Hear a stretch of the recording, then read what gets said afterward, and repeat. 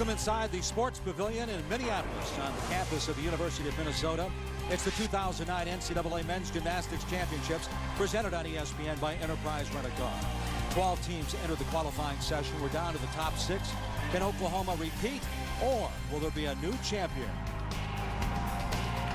Hi, everybody. Along with two-time Olympic gold medalist Bart Conner, I'm Mike Gleason. Great to have you with us as we get ready to crown the 2009 national champions. The Oklahoma Sooners come in trying to defend their title, but Bart, in the regular season, they ran the table 12-0, but at the conference championship, they lost to Stanford. Hence the drama tonight. Yes, I think we're in for a spectacular competition. Now, on paper, Stanford is spectacular. About 2.5 points better, a even average, over Oklahoma in the team competition. And they're led by a spectacular gymnast named Sho Nakamori. So Stanford is very deep, very talented, and very experienced, and hungry after what happened to last year when the Sooners popped them in the last round at the championship. And for the last 4 years, Jonathan Horton has come up with some heroic performances for Oklahoma. Yes. He's no longer a Sooner. So what do the Sooners have to do to repeat that title? Well, Mark Williams, the head coach at Oklahoma, said, we have the team that's good enough to win the national championship, but we don't have the depth of Stanford, so all of our superstars have to hit, and boy, they have some great gymnasts. First of all, we have to look for Stephen Legendre. He's the floor and vault NCAA champion. He is outstanding, very powerful gymnast and fun to watch. And then Chris Brooks is a very special story out of Oklahoma, and he's a senior having the best year of his career. Those stars have to hit if Oklahoma is going to challenge Stanford. So once again, it sounds like this very well could come down to the final rotation. Stanford winning their conference championship this year. Oklahoma had won it 10 of the last 11 years, including 4 straight. Illinois and Michigan, the co-Big Ten champions. Cal and Ohio State joining the top 6. There's 7 rotations. Here's where it all starts. Rotation number 1, Illinois will start on the floor. Ohio State on the rings, Stanford the vaults, Oklahoma the parallel bars, and Cal on the high bar. Stanford ranked number 1 as a team in the country, number 2 as a team on the vault. And Alex Buscaglia is an All-American on the high bar last year. He's a very balanced gymnast. And good for Stanford. They're going to start out on a high-scoring event. Typically, the scores on vault are much higher than the other events. Nice start. Good technique on this vault. It started from a 6.4 start value. It's a half on, 1.5 twist off. Very good form in the air, and just 1 hop on the landing. Clean execution for Buscaglia. Scoring a 16.05 at the conference championship. Buscaglia coming up with a 15.85 to open things up for the Stanford Cardinal. Let's go to the parallel bars. The Oklahoma Sooners, Kyle McNamara. The Sooners ranked 3rd on this apparatus. Now, Bart, they struggled at the conference championship, scoring a team score of 57.9. This is certainly a critical event for the Sooners. They're opening up on parallel bars, which is typically a lower scoring event compared to Stanford starting on the vault. So they'll need to be very clean with execution here. McNamara's out of Colorado, where he trained with Vladimir Artemev, who's the father of Sasha Artemev, the Olympic medalist last summer with the U.S. team in China. McNamara's had a great 2009. Now, typically he competes on 4 events for Oklahoma: rings, vault, P-bars, and high bar. Notice his good rhythm and execution. Had a strong finish last year, setting his career high on the parallel bars with a 15.1. Clean landing. His high this year of 14.85 for McNamara, coming in with a 14.80 for the Oklahoma Sooners. On the high bar, this is Cal's Kyle Bunthawong. Nationally, he's number 5 on this apparatus. Now, different than the other teams, a lot of teams build their lineup around specialists. Cal has 3 outstanding all-around gymnasts who are the base of this team. This is Kyson Bunthawong, Kyle Bunthawong, as you see here, his brother, and Glenn Ishino. The 3 all-arounders do all the events for Cal, which is a little unusual these days in this era of specialization. We'll talk a little bit more about that later on in the show. I really like Kyle Bunthawong's swing technique. He really hangs it out there. And typical of the gymnasts at Cal, long lines, very fluid movement, and high level of difficulty. Beautiful release move back over the bar called a reverse hecht. That one in the laid out position. Bart, we mentioned Stanford, the number 1 in the country. Cal beat Stanford 3 times this year. And now Stanford is finally at full strength for these NCAA championships, but that does indicate what a strong team Cal has. Oh, a little out of line on that pirouette. That will be a deduction. and you need to finish those pirouettes as close to the handstand as possible. There's no deduction if you're within 30 degrees of vertical on those pirouetting skills.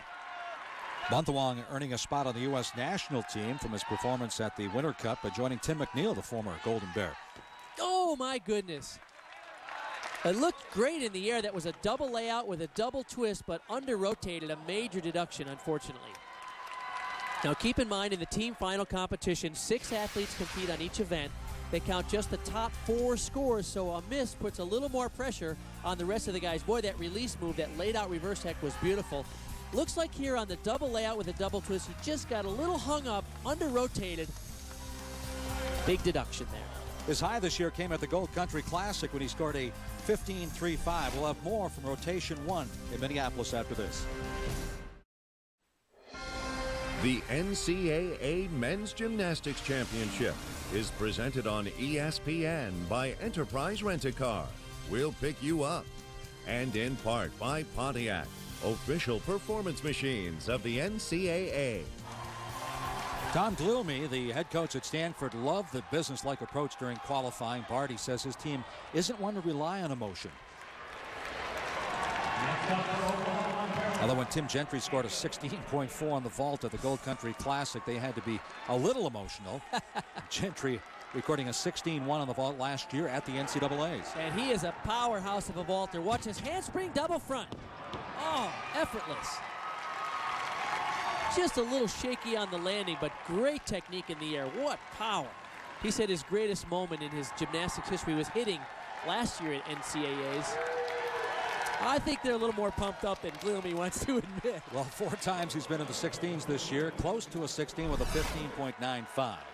Paul Ruggieri of Illinois on the floor, the defending NCAA champ on the high bar. He won the floor and the parallel bars at the Big Ten Championships this year. Well, he's a very important asset to this team at Illinois. Coach Yoshi Hayasaki told me the other day that because of his knee injury earlier in the year, they really haven't had him at full strength until the last few weeks of the season. What a nice opening tumbling run. Arabian double front in a laid-out position. Beautiful combination tumbling run, back tumbling to front tumbling. And this move here, a V-seat press to a handstand, fulfills a requirement of a non-acrobatic skill. There's 5 requirements on each event that judges are looking for. Forward tumbling, backward tumbling, sideward tumbling, or a half turn on the takeoff, the dismount, and this non-acrobatic type skill. Here's another one of those moves. That's a wide press to handstand.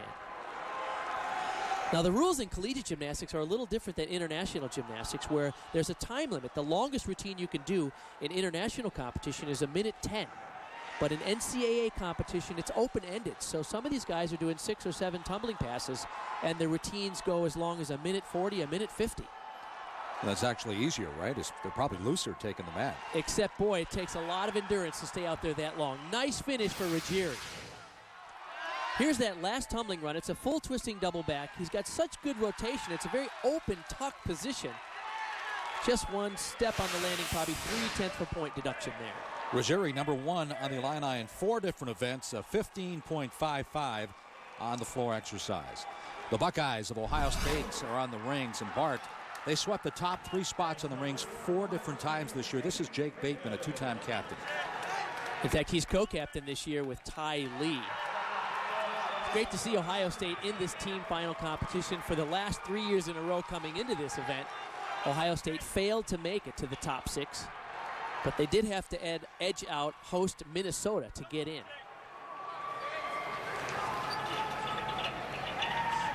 It's hard to fathom the Buckeyes missing it 4 straight years if they hadn't gotten in this season.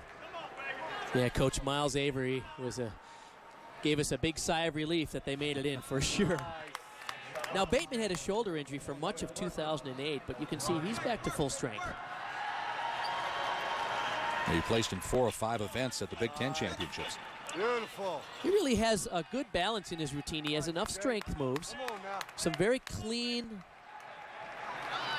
swing elements, good control of the rings. The judges need to see a swing to a handstand like that. They need to see a swing to a strength move. additional strength moves. The dismount is key. Oh, and was that nice? A double layout with a full twist, and he planted it. Well, Bateman has scored a Buckeye high on at least one event every meet this year. He comes up with a 15.35 on the rings to get things rolling for the Buckeyes of Ohio State. Let's check on the Golden Bears of Cal. This is Glenn Aschino, only a freshman from Santa Ana, California. He won the all-around in his collegiate debut in the upset over Stanford back on January 16th. So impressed with this young man. Just a freshman, as you mentioned, a junior national team member. He already has lots of international experience, and I think he has an enormous future ahead of him. He has power, he has great technique, and watch how he swings this high bar. He has a move coming up. It's a double layout over the bar, and the laid-out position, watch this. Absolutely spectacular. He's not done. And another one in the tuck position. Those moves are called Kovacs's. They're named after a famous Hungarian gymnast who was first to do it in international competition. I really like what I'm seeing from Aschino here. Great technique. A little bit past the handstand on that pirouette move, a slight deduction. Big dismount. Oh, and does he drill it? Look at Barry Weiner in the background, says, that's my guy. His high this year was a 14.8. He did it twice on the high bar. Very complex move on one arm. Beautiful technique on that move called an endo. It's a straddle giant swing, essentially. And look at how he finishes this double-double and drills it. Nice. So with that score of 15, that means that Cal has at least 4 solid scores towards their team total on high bar. Aschino, a star in the making at Cal Berkeley. What an emotional senior campaign it's been for Chris Brooks of Oklahoma. He's dedicated the year to his father, Larry, who tragically lost his life in an auto accident back in September. We talked with Brooks about what his dad meant to him and how it affected the entire Oklahoma team. After something like that happening, it's just like, what is this about? I need to go home and be with my family. I don't even know if I can come back here. And then what I realized was I was with, my family. These guys on the team, they're just like blood to me. The University of Oklahoma allowed us to go down for the funeral, so we showed up to be there supporting Chris and his family, and it really, in a lot of ways, brought the team very close together. Something bad, real bad happened, and I know that he would want me to not sit around and cry about, but to take it as motivation and do something about it. I think that has given him the peace to get back into the sport, which he knows his father loved, and loved to see him do well. My dad was always really involved in gymnastics, really understood the sport, coached for many years. So he knows what it takes to win, and he's seen us prevail in the past, and I think that this would just be an absolutely amazing story to end with a national championship, in his honor. All of us in the gymnastics community will certainly miss Larry. He was a well-respected coach and a good man. Well, Brooks has set career highs in 5 of 6 events this year. 8 individual titles this season, 1 on this apparatus. Chris is such a gifted athlete, but he has been somewhat erratic throughout his career. Coach Mark Williams said at the beginning of the season, he said, I want you to be one of my team co-captains, but I need you to be a leader, and we need you to be a rock. And he has had the best season of his life this year.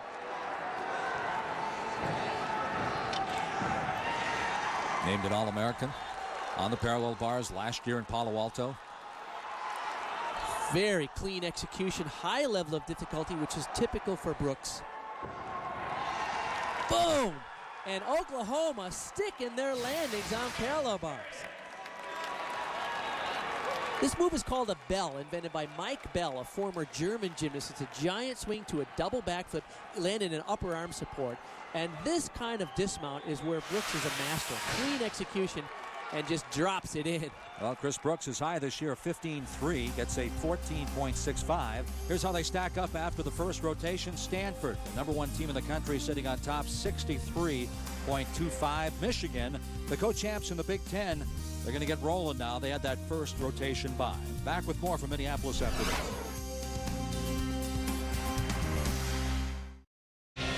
The NCAA Men's Volleyball Championship moves to Provo, Utah. Semifinal coverage begins May 7th at 9 p.m. on ESPN2. For more information on the 2009 Men's Volleyball Championship, go to NCAA.com, the official online home for all 88 NCAA championships. Back in Minneapolis, Mike Gleason alongside Bart Connor in our Home Depot coaching clinic. Bart takes a look at the evolution of not so much the sport, but the evolution of the gymnast. When the football team gets off the bus, you can almost always tell what positions the players play. The linebackers, the linemen, the wide receivers, you can tell based on their physiques. Well, the same sort of specialization is happening in gymnastics because of the difficult rules. Gymnasts are being channeled into certain events based on their body styles as well. For example, in order to excel on events like floor exercise and vault, a gymnast needs power in the legs and hips, like Russia Shisheen of Oklahoma. But it would be nearly impossible for Russ to have success on the pommel horse, where a gymnast like Daniel Ribeiro of Illinois would clearly have an advantage where his long arms and relatively short torso allow him to swing freely. And gymnasts with huge upper body strength and light lower bodies, like Evan Roth of Cal, have an advantage on the strength moves on rings. Because of the incredibly demanding rules on each individual apparatus, the age of the complete balanced all-around gymnast is going away.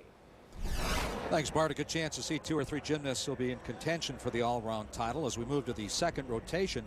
The Buckeyes on the vault. Michigan opens with a bye, and now they're on the pommel horse. But let's start things off with Ohio State on the vault. This is Brandon Wynn, his best this year of 15.75. And Ohio State should be looking pretty good after 2 rotations because they started on rings and now they're on vault. 2 high-scoring events. And what execution for Brandon Wynn. Beautiful. That's a 6.2 degree of difficulty, but very clean technique and form. So I mentioned a 15.75 was his high this year. He comes in with a 15.7 for Brandon Wynn of Ohio State. Now to Ryan Lieberman of Stanford on the parallel bars. Stanford ranked number 1 in 3 events. They're number 2 on this apparatus.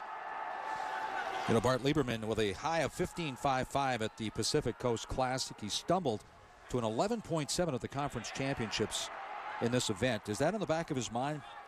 Well, it certainly could be. He and Sho Nakamori do the hardest routines in the meet. Their level of difficulty is based off a 6.1 start value. So whenever you take on that much difficulty, you also invite some risk. Nice move there. That's called a makut. Invented by a famous former Soviet gymnast. High level of difficulty under the bar, above the bar. That was a Diamondov. Lots of challenging skills in this routine. Nice going for Lieberman. What did Coach Glealme say about emotion? Exactly. There's that lack of emotion once again. So the sophomore pulls his weight. That's a season high for him. Michigan's Chris Cameron on the pommel horse. He wrapped up his regular season winning this event in Columbus against the Buckeyes. Now this is a very balanced gymnast.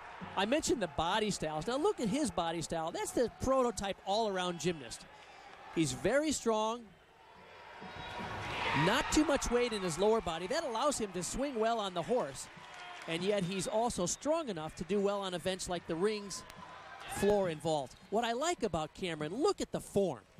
Look at the flares. That's a Thomas flare invented by American Kurt Thomas. Clean execution, locked out legs, back into the flares. Wow. And watch this nice sequence at the end. Spindling flares, up to handstand, and off. Nice job for Cameron. Plenty of difficulty and really great execution. Nice start for Michigan on one of the most difficult apparatuses. It's important as he gets to this handstand that he pirouettes all the way off the horse to get full difficulty for that dismount.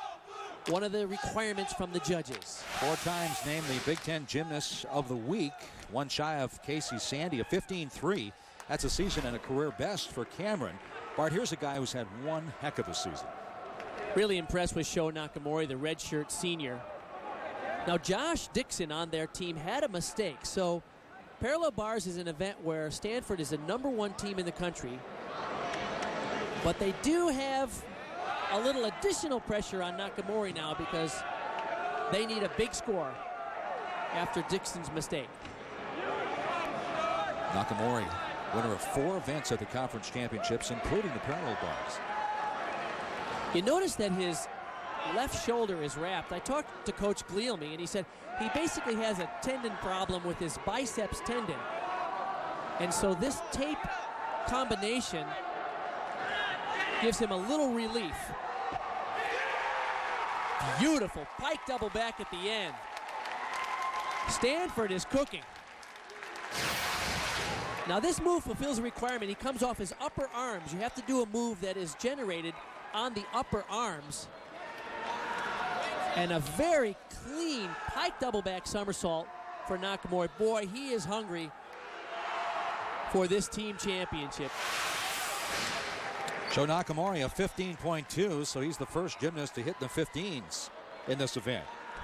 Stephen Legendre of Oklahoma, 16 individual titles this year alone. Bar 2 of those came on the high bar. And we could be in for a treat here. He does some high-flying release moves and a huge dismount. Here comes the first release move. It's a Kovacs right out on the end of his fingertips. Nice execution. Here's another one. This one's tucked. So impressed with Legendre, just a sophomore. But not only is he a key for the University of Oklahoma, but I see his future on the World Championship team and perhaps the next Olympic team for the United States. He is spectacular, and he's the kind of guy that could win individual medals on events like floor and vault at the world and Olympic level. So he's moving into Bart Connor, Jonathan Horton territory. Ah, look at his triple. Oh, wow. But I could never do that, I'll tell you that. What power. Look at how the bar flexes. You use that bar flex motion to help send you in the air and generate rotation. This is what amazes me about this triple. It's an open tuck position. He rotates so easily, he doesn't have to ball up in a tuck like most other gymnasts. His high this year of 15.15. Stephen Legendre getting a 14.7 for the Oklahoma Sooners. After 2 rotations, the Buckeyes of Ohio State sitting on top, followed by Stanford and Cal. So many times the performance on the pommel horse can dictate your fate. Coming up, the Fighting Illini of Illinois, ranked number 1 in this event. Daniel Ribeiro, the best of the lot. The winner is from Penn State, Casey Sandy. Sandy, the 2009 Nissen Emery Award winner, which goes to the top male senior student gymnast in America, a senior from Brampton, Ontario. In Bart, he was named the Big Ten Gymnast of the Week a record 5 times this year. Like most gymnasts, he's battled some injuries throughout his career. He's not at full strength here. He's competing in the all-round, but Penn State, usually a perennial power, didn't qualify as a team because of injuries. Congratulations to him for winning the Nissen Emery Award, which is the Heisman Trophy of gymnastics. Well, let's take a look at the team's average score per gymnast. Now, the reason this is important is not every team has competed the same number of events. This is a relative measure of how they're doing at this point based on the average score per athlete. The 2 favorites, Stanford and Oklahoma, are headed for the high bar. In floor, Illinois will be on the pommel horse. Michigan on the rings, and Ohio State moves over to the parallel bars. Yoshi Hayasaki, this year's Big Ten Coach of the Year. Barty's calling it quits after 33 years. Oh, what an icon in the sport of gymnastics. A very well-loved character, and we're going to miss him around the NCAA scene. He's a good man. And we'll shine the spotlight first on one of his athletes, Luke Stannard of Illinois, ranked number 2 in the country, right behind his teammate Daniel Ribeiro. And I really like Stannard on the pommel horse. Now, we talked about body styles. Look at how long his arms are. It allows him to swing 2 or 3 inches over the pommels higher than the average gymnast. So he can do very complicated moves, and yet he's strong enough to slash through this exercise. I like it. He won the title in this event at the Big Ten Championships, a 15.4 in the team finals, a 15.275 in the individual. Nice move on the end called a Fedorchenko, 3 times around. Oh, he's struggling a little bit. But he's got enough strength. He just keeps it going. Good finish for Stannard. Number 1 in the country, but so much room for error, huh? Oh, it's hard to believe they have a good pommel horse guy, let alone 2. He and Ribeiro, the best 2 in the country, both from Illinois. Very respectable 14.8. Chris Brooks of Oklahoma now on his floor routine. Number 1 in the country in the all-round. And in fact, he's ranked 6th in the U.S. on this event, the floor. Good opening tumbling run. You know, some gymnasts have slow twitch muscle fibers and some have fast twitch. This guy's all fast twitch. That's why he is so springy off the floor. Watch this takeoff here. Lay out front, double front. You know, Bart, earlier in the program you talked about depth, lack of depth for Oklahoma. Well, Mark Williams lost Reed Pitts, a two-time All-American on the floor. He's out because of injuries as well this year. I asked Mark in the qualifying rounds, I said, who are you going to rest today to set him up for the finals? He goes, I don't have anybody to rest. I got to use all my guys. Now you notice as Brooks does this press to wide arm handstand, which fulfills the requirement. Notice those arm bands? Those are nothing more than rolled up socks with a little piece of tape on it. Rolled up socks? Yeah, actually, that's what it is. And what he wrote on the tape, his father, Larry, collected late model muscle cars. And on each arm, he's written the VIN number of his dad's two favorite cars as a tribute to his dad. Chris, also something of a gearhead, I might say, as well. That's interesting. I'm glad you brought that up because I was wondering what those armbands. Well, you know, it was started by his teammate, former teammate, Taki Abdullah Simmons. You might remember he wore those. And Taki had enormous biceps. I always thought he wore those armbands just to bring attention to, hey, by the way, check out these guns. There's no functional use for those armbands at all. Only decorative. Oh, beautiful. Just a little shorter rotation, but I love that dismount. A tuck double back with a full in the second flip. Nice. Chris Brooks, the senior for the Sooners, a 15.65 on the floor. Michigan's Philip Goldberg won the rings at the Big Ten Championships. First Wolverine to win this event at the conference championship since Scott Pateri back in 2000. Pateri now an assistant coach with the Maize and Blue. Goldberg ranked 8th in the country on the rings, and you talk about guns, he's got some. He has the perfect physique to do well on rings. Light lower body, huge upper body. Well, all you gymnasts are put together well, but correct me if I'm wrong, it seems like this year there's more guys with bigger shoulders, bigger arms. They've been hitting the weight room? Well, in a way they have, because the rules require more strength moves on the rings than they have in the past. And so these gymnasts have to really beef up to be able to do these moves. Look at that, uprise to planche, lower to cross, Maltese cross. And in fact, one thing that's different about the rules this year than last year is you get no connection bonus for connecting one strength move to the other going up. And so they have to do more individual strength moves, but they can do no more than 4 in a row before they get a deduction. Very nice control of the rings. Clean execution. Nice. Michigan having a good day. Kurt Golder says, there you go, buddy. Look at this beautiful swing work. That is what they call a Yamawaki. It's basically a double front somersault in the rings up to a strength move, a swing to strength combination. The junior from Dalton, Georgia, an All-American on the rings last year, a 15.4. Stanford was over on the high bar. Alex Biscaglia scoring in the 15s 3 times this year.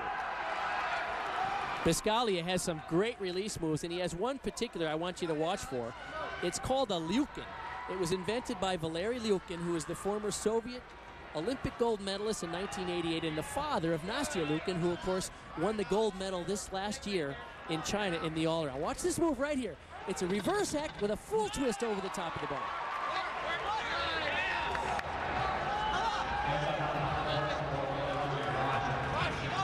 He and Sho Nakamori, his teammates, shared the title at the conference championships. Another nice reverse hack to a Ginger, a backflip with a half twist, and the combination earns him bonus points. Nice. Now some of these pirouette skills go a little bit too far past the handstand, so we might get a small deduction. You could earn up to 0.3 of a point deduction if you don't catch those before horizontal.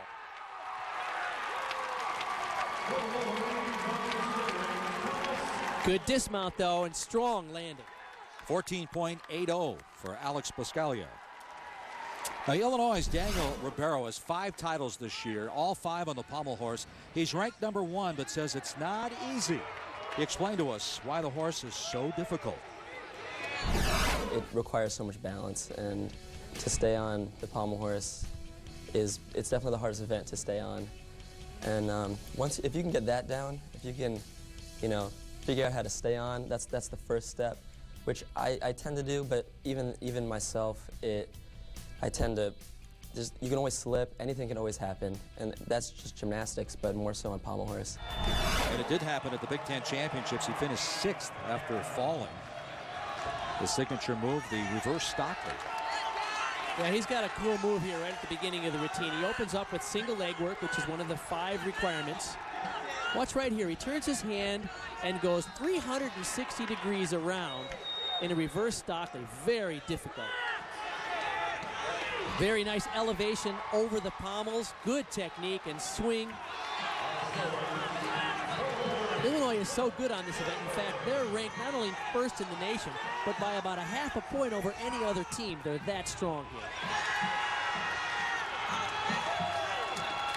Uh-oh, little trouble, a form break, probably 3/10 of a point, but he hung on. That's what happens in a team competition. These guys are fighting for every 10th of a point. Let's take a look at this traveling move. It's called a guo, invented by Wu Guonian of China. He kind of went whoa on the guo there. But did he hang on here with Fedorchenko at the end? 15.50. That tops Chris Cameron's 15.3 from the last rotation. Let's go to the floor. Oklahoma, a lot of strength on the floor. Stephen Legendre won the title last year on the floor, and Bart, he is impressive. And watch this opening tumbling run. It's called a Hipólito, invented by Daniel Hipólito of Brazil, former world champion. Watch this. Half in, double front, and a full out. It's amazing. Injuries forcing him out of competition for a couple of years. Then he moved from New York City to Texas with his mom. His dad followed later. Now Bart, he's an NCAA champion, a member of the U.S. national team, and he said, in his words, hey, that's not bad for a nobody from nowhere. Huh? Well, when Mark Williams first saw Legendre, he said, you know, he's great on floor, but in reality, he's not very good on the other events. We got to make him a good all-arounder. And they've really shaped his gymnastics. He has become more complete. Probably his weakest area is the pommel horse, and if he can improve a little bit there, I see him as a top world-class all-arounder, not just a top national-class all-arounder. He's a cool head, too. Have you noticed? We've seen him now a couple of years in the NCAA championships. He rarely makes a mistake. He's so strong. He's got the right mindset to handle this high level of difficulty. Look at this. Just so fluid. Incredible. Arabian pike double front. A lot of guys use that for their first tumbling class. He does it late in his routine. He's going to do another one here coming up. This one will be done in a tucked position. And look at the open position. Most people have to tuck in so tight they can't spot the landing as well as Legendre can. Double front punch layout with a full twist, good combination, and you earn bonus points for connecting those two bounding skills back to back.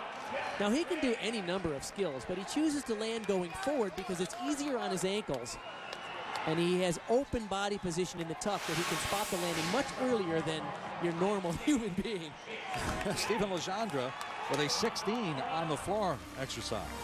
After 3 rotations, they're almost halfway home. Stanford on top, followed by Ohio State and Oklahoma. Now, a year ago, Stanford lost the title by 45 hundredths of a point. Now, that is something that is not easily forgotten. It definitely hurt to see them come into our house with all of our home fans and have them beat us. So it's definitely motivation. Welcome back inside the Sports Pavilion in Minneapolis. The 2009 NCAA Men's Gymnastics Championship presented on ESPN by Enterprise Rent-A-Car. Last year, Jonathan Horton led the Sooners of Oklahoma to another national championship, but it was a shocker in Palo Alto for Stanford. It certainly was. The Sooners came up with their best performance of the year on the rings to edge out the host, Stanford Cardinal. It was a bitter defeat for Stanford, and I think this year part of their motivation is unfinished business. Let's take a look at our storyline brought to you by Coke Zero. We've seen Oklahoma win in Norman, Penn State win in State College, but last year Stanford coming up shy by 45 hundredths of a point. Minnesota was edged out qualifying by Ohio State, so this year there is no home crowd advantage. Tom Gleamy admits his team wasn't used to the pressure, but the pain they felt served as some powerful motivational fuel for this year's run. We came in as the favorites to win, and unfortunately we didn't have the best meet of our lives. Losing in the last event just made it hurt quite a bit. In hindsight, you can see that it's part of the learning process. It was part of something that the team maybe had to go through to get to where we're at now. Everyone who's competing today competed last year also, and everybody's definitely motivated.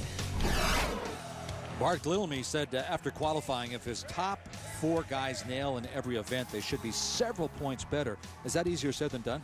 It certainly is, but there is a sense of quiet confidence with the Stanford Cardinal this year. They know that they have the talent and the depth to win this if they can deliver. Well, Stanford has certainly delivered on the floor this year. They share the #1 ranking with Oklahoma. Here's a Greg Terzakarians. What a beautiful opening tumbling run. Double twisting, double back, stuck it cold. He's very clean. Returning All-American on the floor. Barty said his greatest moment at Stanford was being named an All-American when he actually wasn't even an American yet. Clarifying that, he says he is now an American citizen. Interesting story about Terzakarians. When he was a senior in high school warming up at the Junior Olympics, he fractured his neck. And he had a scholarship already offered from Stanford, so obviously they honored his scholarship. He took his freshman year as a redshirt year to rehab, and he's worked his way back into this incredible, talented lineup. And he is really one of those guys you can count on. He's consistent, he's strong. You can tell he's very intense and focused. And today, if he does all the difficulty in his floor routine that he's planned, this starts from a 6.1 start value. Even more difficulty than he used in the qualifying session yesterday. That's just how good Stanford is. Basically, on paper, based on their degree of difficulty, they have a lot more points to work with than the other teams they're competing with. Great sense of humor. When asked why Stanford will be fun to watch this year, his response was, and I quote, "Because we're comprised of a racially diverse group of nerds with a common goal." And a 15.50 for Greg Terzakarians on the floor. Let's head to the rings. Illinois' Tyler Williamson. You notice he's getting a boost up to the rings there by Ivan Ivankov, who is the assistant coach at the University of Illinois, was the Big Ten Assistant Coach of the Year, in fact. He's new to their program there. Two-time world all-around champion in 1994 and 97, and he loves working with these guys. And they've really responded to his motivation. Williamson very strong. He was a finalist in the Big Tens. Took 4th place on rings. He's the kind of guy that does floor, rings, and vault consistently for Illinois. Owns the Illini's top 3 scores in this event this year.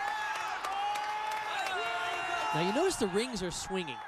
Each full swing of the rings, you can lose a 1/10 of a point from the judges. So it's important to kill the swing, and sometimes you can actually do that with a good swing move like this. You can actually time it right that you stop the lateral movement of the rings and gain control once again. Nice dismount, layout, full out.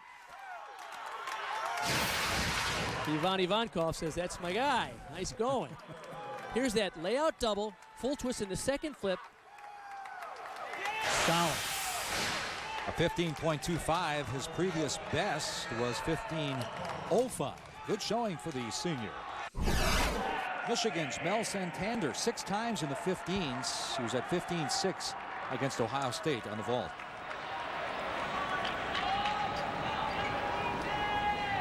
Most of the gymnasts are doing these Yurchenko-style vaults. Yurchenko double twist, beautiful execution in the air. One big step, but great technique, and Michigan having a great day. Those guys are loose. They're having some fun. 15.7. Michigan, of course, the co-Big Ten champs, over to the floor. Sho Nakamori. Now, Bart, I mentioned he won 4 titles at the conference championship. Floor wasn't among them, yet he's still ranked number 4 in the country. Beautiful opening tumbling run. It's called a laid-out Thomas, made popular by American Kurt Thomas. Good combination. One thing that's different about the rules this year as opposed to last year's Olympic rules is that you get combination points for connecting skills 2 in a row. But under the old code of points, you could do 3 or 4 bounding skills in a row and get points for connecting all those skills. So it's forcing the gymnasts to stay out there a little bit longer. Some of these gymnasts are doing 6 or 7 passes. Beautiful pommel horse type work there. Those are called flares up to handstand and down. Takes a tremendous amount of endurance to be able to get through a full floor exercise routine, especially in the NCAA level. Took the words out of my mouth. It seems like they do it so effortlessly. They're barely breathing. In my era, most gymnasts did 3 hard tumbling passes and 1 side pass, or 1 sort of token pass, just to completely cover the floor area. You do have to cover the floor area, but many of these guys are doing 6 or 7 tumbling passes. Not a bad 2.5 twister at the end with 1 slight step. Sho Nakamori, the Gymnast of the Year in the Mountain Pacific Sports Federation, a 15.55. So that's the best on the year for Nakamori. He had a 15.45 at the conference meet. Michigan finishing 6th last year at Stanford. You mentioned what a great meet they were having. It's going to be interesting to see if they can crack the top 3. This is David Chan, a junior from Singapore. Kurt Golder really likes the attitude of his team right now. He said these guys are pretty loose. Oh, nice handspring double front just off to the side. You lose a 1/10 of a point for stepping over that white line. And, of course, the big step could be as much as 5/10 of a point, certainly at least 3 in terms of the lateral movement as well.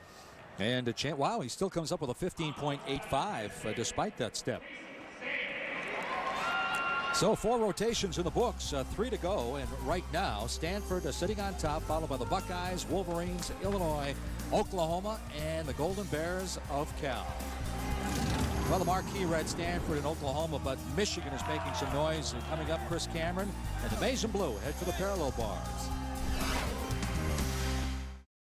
Back in Minneapolis, Mike Gleason with Bart Connor, the only American male gymnast to win golds at every level of national and international competition. Bart? Hey, let's take a look at the average scores per gymnast at this point in the competition. Michigan started on the pommel horse and then went to rings and vault, 2 of the highest scoring events, and they are in the lead in terms of average score per athlete at this point. Here's the rotation schedule for rotation 5. The Buckeyes on the floor, and you mentioned the Michigan moving over to the parallel bars. Here's Chris Cameron.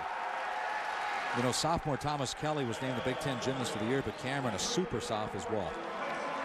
Yeah, very impressed with this young man. He had a mistake, however, in the qualifying round, only scored 13.2. So Michigan will have to be good here to keep that average score per guy at the top.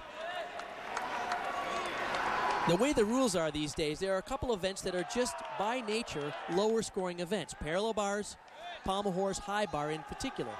So think about it. Michigan's now coming into parallel bars, and then they'll go to the high bar next. So you can't afford to make a mistake on these events where the scores are already tight.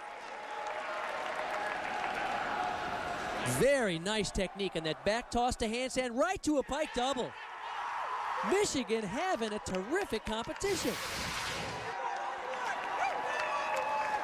There's that double back somersault with perfect execution, form, and rhythm, catching in the upper arm support. And look at the technique and the body position as he drills this pike double. His high this year, a 15.35 at the Pacific Coast Classic. Cameron pulls in a 14.95 for Michigan. Stephen Legendre on the horse for Oklahoma. You have to wonder if he's thinking about what happened to Chris Brooks just moments ago. Yeah, already pommel horse is a gut-wrenching event. And Brooks was swinging well and just missed a hand and went down. So their first performer, Anthony Nador, had a 14.15, not bad. Brooks only a 13.3, so as Legendre gets ready to go, that just loads up the pressure.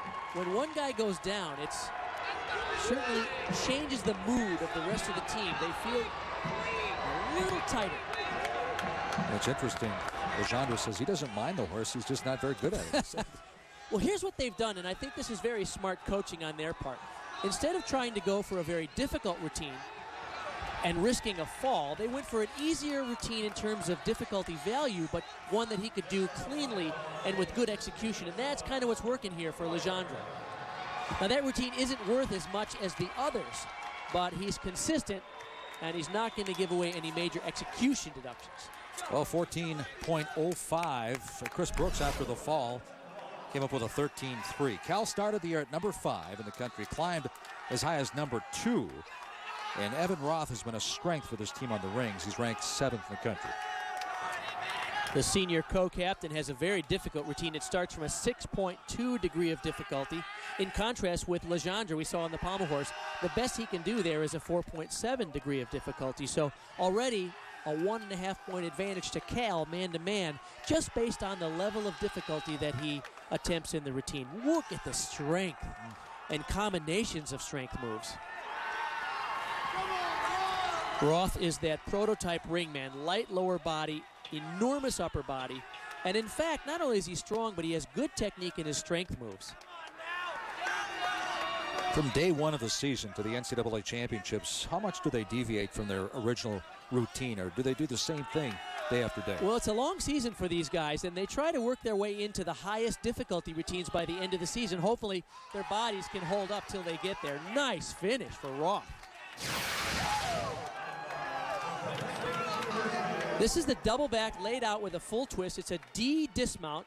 The moves are rated A to G, and you have to do a dismount at least D level difficulty to get no deductions, and he did it nicely. 15.55, that's a season high for Evan Roth. Let's head back to the horse, Jacob Messina. And Bart, he was a major contributor last year in the finals in Palo Alto. Yeah, there's an interesting story behind Messina because in 05 and 06, he was part of the Oklahoma National Championship team. He was injured in 2007. That was the year that Penn State won the title. Last year, he was on the team when Oklahoma won. And if Oklahoma were to win this year, he'd be the only Oklahoma Sooner to win an NCAA team title all 4 years that he was competing for the team. It's quite the accomplishment. How many did you have? 2 at Oklahoma? We had 2, my freshman and sophomore year, and then those guys from Nebraska came along and spanked us pretty good. This is a nice set.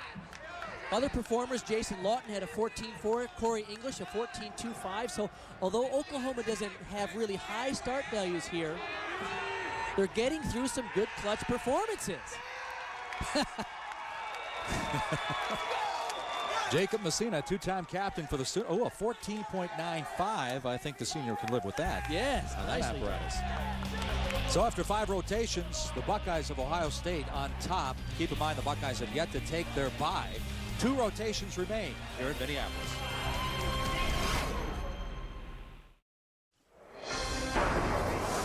Welcome back to the Sports Pavilion in Minneapolis and the 2009 NCAA Men's Gymnastics Championships, presented on ESPN by Enterprise Rent-A-Car. Along with 3-time Olympian Bart Conner, Mike Gleason here. And rotation 6 looks like this. Ohio State heads for their bye, and Stanford, they get their turn on the horse. But the Oklahoma Sooners will start with Jacob Messina on the rings. Messina has a start value on this event of about 5.8. Remember, the scores are a combination of difficulty numbers as well as execution numbers. So the judges add up the points for each individual skill, add up for the difficulty, and then they deduct from 10 for the execution. So it's very hard to come up with a good score these days because one judge is adding and one is subtracting, and then they put their scores together. It's incredibly complicated. Do you think the fans understand the scoring more because of the Olympics last summer? No, I don't think the fans understand. I don't even think the experts understand it. We sit here in the crowd sometimes going, what's going on? It's very confusing, I have to say. Once they took away the brand that gymnastics had invested in, the Perfect 10, this open-ended scoring system, although it is one good way of differentiating routines from another, it is tough for the average fan to follow what's going on. Boy, that was a nice set. Good landing, too. Look at this position. That's an uprise to a Maltese. He's right down, shoulders level with the rings, which is where he needs to be. You have to hold every strength move at least 2 seconds to get full credit. Good control of the rings. This is the dismount. We've seen a lot of these now. It's a D dismount, double layout, full twist. Just a little bit of pike in the air. Nice solid landing, absolutely. Nice showing for the senior Jacob Messina, 15.25. Let's go to the vault now. The Golden Bears of Cal. This is Evan Roth. Started his collegiate career at Temple before transferring out to Berkeley. With a 15.95 at Penn State this year. That was his season high. Now this vault is a handspring double front somersault. All right, nice control on the landing. Now that goes from a 6.6 degree of difficulty, meaning a perfect score on this vault is a 16.6. Now he pulls his knees pretty far apart to help him spot the landing and increase the rotation. Oh, 16, his first 16 on the season, a 16.1. Wow. Michigan's Thomas Kelly, last year's Big Ten Freshman of the Year, this year the Gymnast of the Year. All-American on the high bar as a rookie last year for the Wolverines. We could be in for a highlight here. He's great on this event. There's a lot of variety of skills.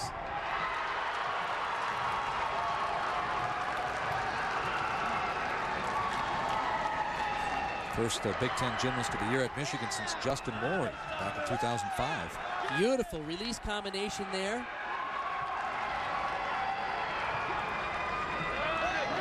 Another move called a half Takamoto.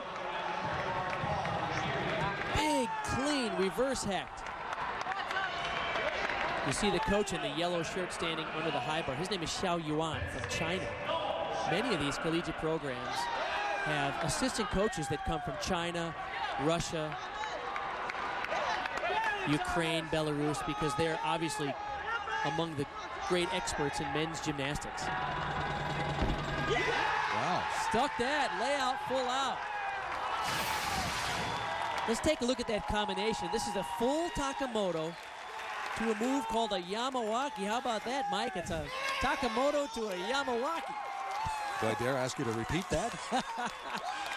Good execution. That's one of the great qualities of Thomas Kelly's gymnastics. Just clean form throughout. 4 Wolverines named first team All-Big Ten this year. First since 1999. Kelly pulls a 15.45 on the high ball. Let's go back to the pommel horse. Greg Zakarians of Stanford, an All-American last year in this event. Are other teams, the Michigans, the Oklahomas, are they hoping that Stanford screws up on this apparatus? Well, I think you're right about that. Stanford is so strong that if anybody's going to beat them today, Stanford's going to have to make a few mistakes. And so far, they have been just really solid. They haven't had a perfect meet, but they have such high degree of difficulty, they can afford to even have a few small mistakes and challenge for the top spot. But they can't afford a huge error, and that's why I like Zakarians. You just feel confident. You don't feel like there's at any point this guy's going to fall off the horse. Although I have to say, he scored a low 13.95 in the qualifying round yesterday. But today, very solid. Very businesslike, like the head coach was talking about. Yeah, there's a lot of quiet, calm confidence going on over there at Stanford right now. I like this dismount combination. It's called a Fedorchenko. You have to go around the pommel horse at least 3 times in that prone position to get full credit. Zakarians named an All-American last year when he scored a 14.9 in the individual competition. That's exactly what he gets, 14.90 in the team competition for Stanford. And we're heading down the home stretch, Bart. There's one event to go, and this is the first time that all teams have all done the same number of events. So let's take a look at the standings. Cal in the lead, Stanford, Michigan, Illinois, Ohio State, Oklahoma at the bottom, but they're coming up on the vault, which is the highest scoring event for them. Well, last year, the Stanford faithful stunned at home in Palo Alto, losing on the final routine. Well, they're in Minneapolis looking for some payback. The NCAA Men's Volleyball Championship moves to Provo, Utah. Semifinal coverage begins May 7th at 9 p.m. on ESPN2. For more information on the 2009 Men's Volleyball Championship, go to NCAA.com, the official online home for all 88 NCAA championships.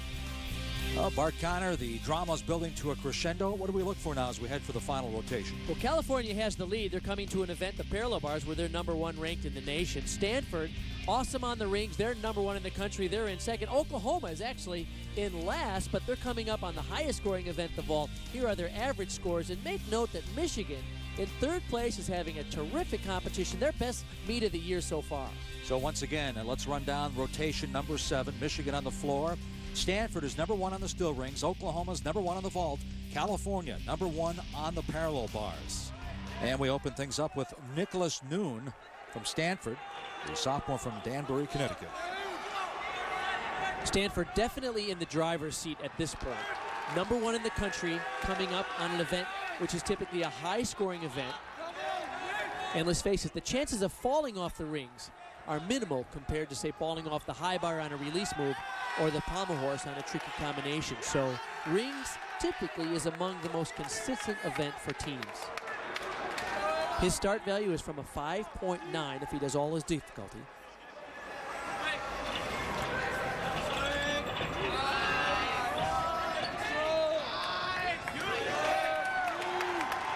Stanford's national team average is almost a point higher than Oklahoma on this event alone. That's the advantage they have with these high start values. Noon has scored in the 15s 3 times this year. So all they're looking for is a consistent performance here right now, right? And not only do they have difficult routines, but their execution is terrific. Clean handstands throughout, only a slight hop on the landing as he gets congratulations from assistant coach David Durante, former U.S. national team member. Nice technique there. The season high 15.2.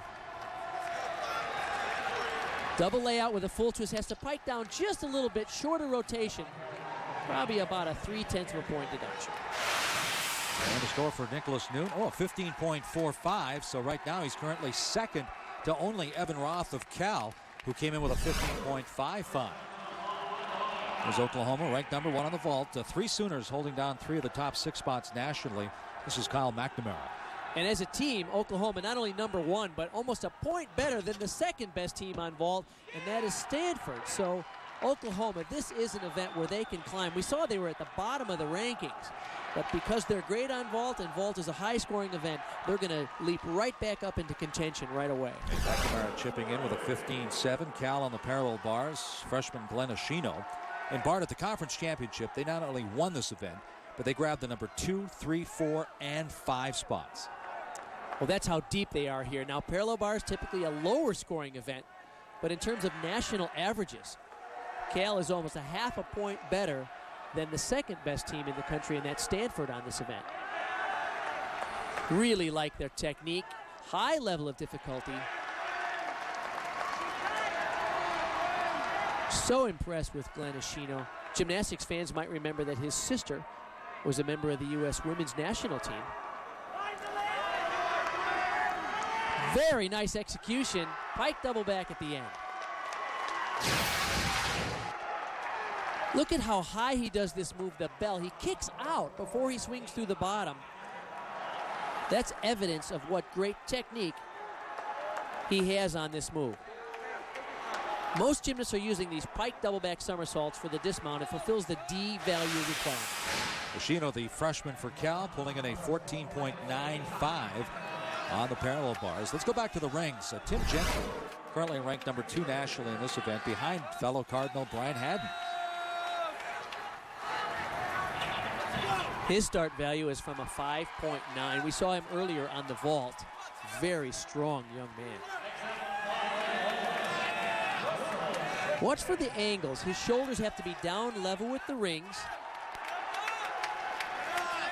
All the positions have to be held for 2 seconds. Right there is good clean form in the iron cross, kip to iron cross.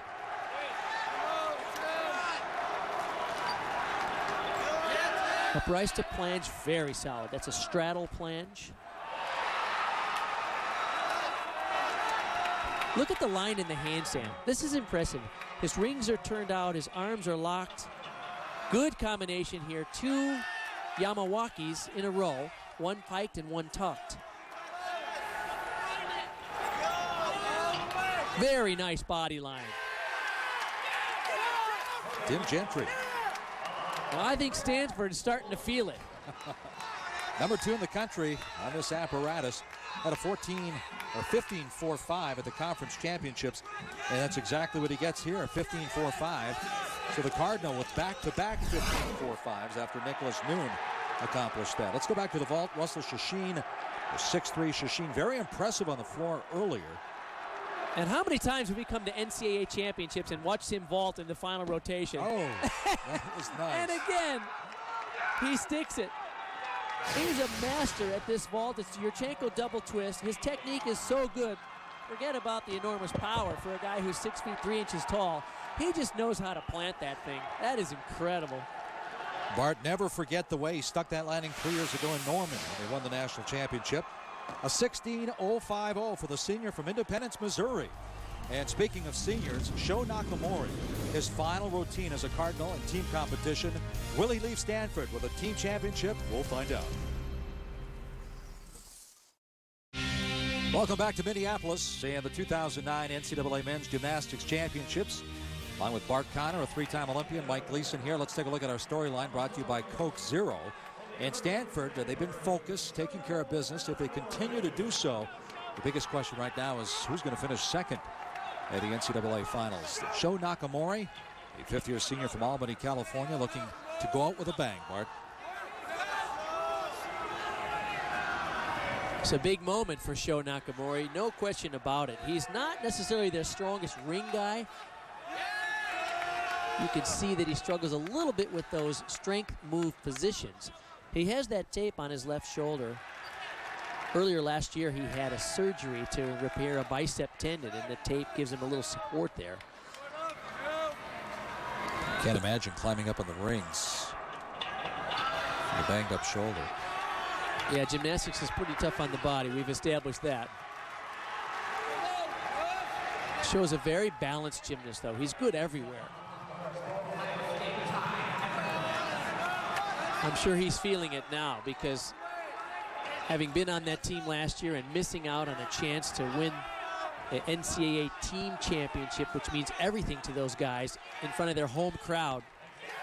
Oh, does he nail that landing? How about that look in his face? We're doing it, guys. Look at how crooked he is as he lowers down from the handstand. Does a layout full out.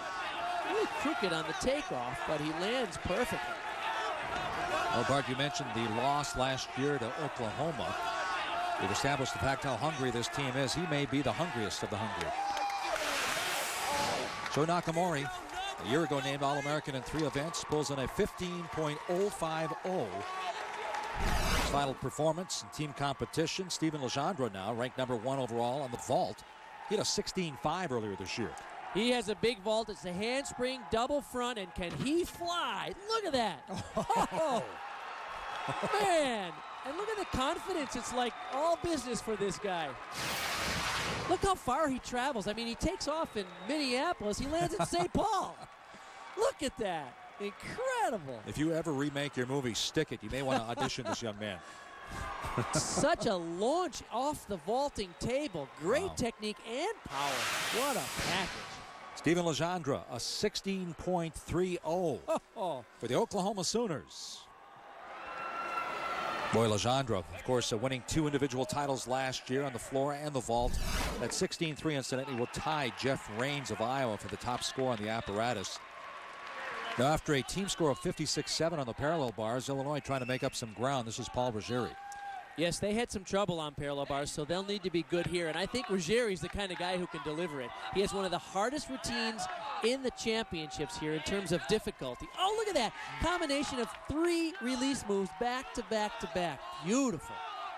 Defending champion on the high bar, edging out Olympian Joey Haggerty last year. Wow. You know, it's amazing. In my era, we were reluctant to let go of the bar for 1 release move. Now they do 4 or 5 without any fear at all. This is remarkable. Very nice technique on those in-bar skills. And he's got it all. This is great. Wow. Look at Ivan Ivankov says, "You're my guy." Justin Spring congratulates him. Justin Spring, a member of the Olympic team last summer for the U.S., won the bronze medal. Look at that huge release. Reverse hect over the bar.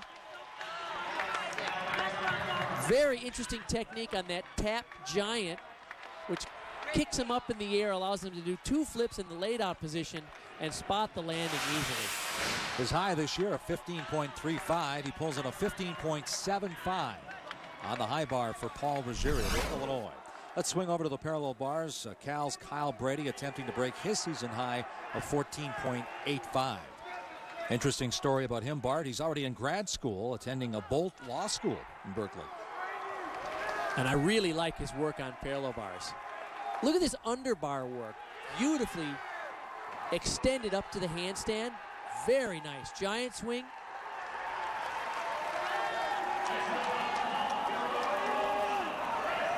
Excellent. Double back somersault.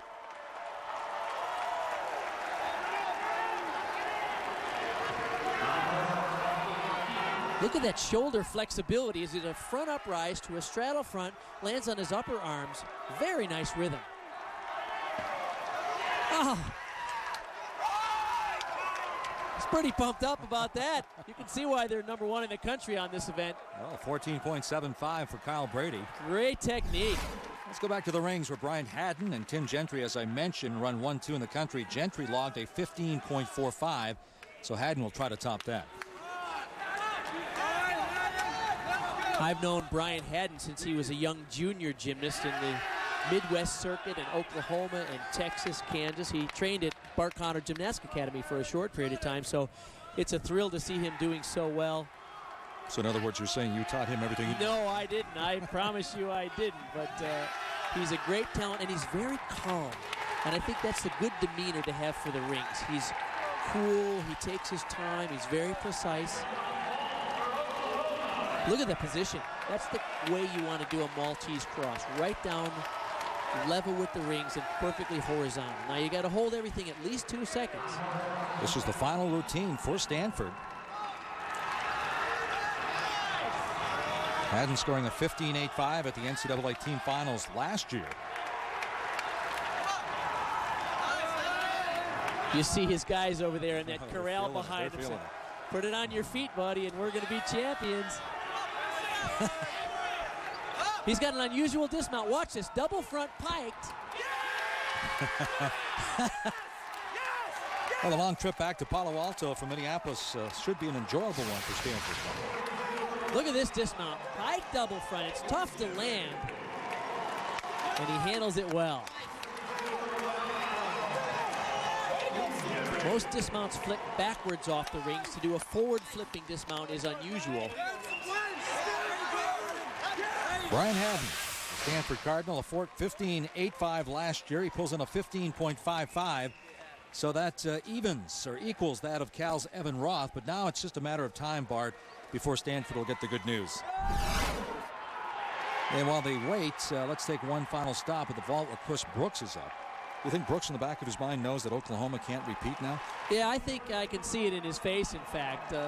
Oklahoma had a very good meet. They're going to finish up strong here on the vault, I'm sure. Okay, nicely done. Handspring double front. Not quite as explosive as Legendre, but still it'll get a good score. Brooks had set the school record before Legendre broke it this year. His technique is a little different than Legendre's. Doesn't go quite as far, but no other human on the planet does. Really pulls his legs wide apart, which allows him to spot the landing sooner and judge the landing the best he can. The end of an emotional journey for Chris Brooks. The entire Oklahoma team rallying behind Chris after the loss of his father, Larry, who died in that automobile accident. But the Oklahoma Sooners, the defending champions, just didn't have enough to overtake Stanford. And it is now official. Stanford, after losing at home last year by 45 hundredths of a point, can now call themselves NCAA champions.